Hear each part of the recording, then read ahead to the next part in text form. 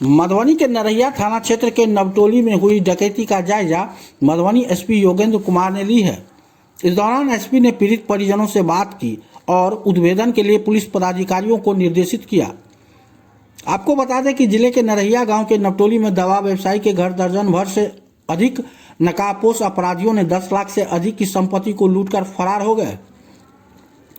बताया जा रहा है कि सभी अपराधी हथियारों से लैस थे।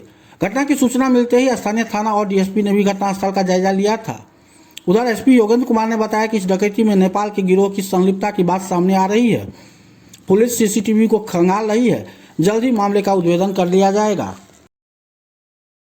नरैया थाना अंतर्गत आज सुबह सूचना मिली थी कि नवटोली गांव में एक व्यक्ति है, उनके घर में रात में कुछ लोग नकाब पहन के आए और डकैती की घटना को अंजाम दिया है। तो उसके द्वारा तुरंत मेरे द्वारा घटनास्थल का निरीक्षण किया गया है और सभी वरीय अधिकारी थे उसमें।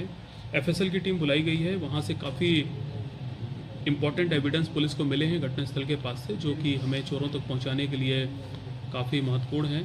और डॉग स्क्वाड की भी टीम वहाँ पे बुलाई गई है। सीसीटीवी के सारे फुटेज पुलिस ने देखे हैं तो उसमें काफ़ी लोग दिख रहे हैं और संभवतः ये जो नेपाल तरफ के कुछ गैंग हैं उस पर शक जा रहा है।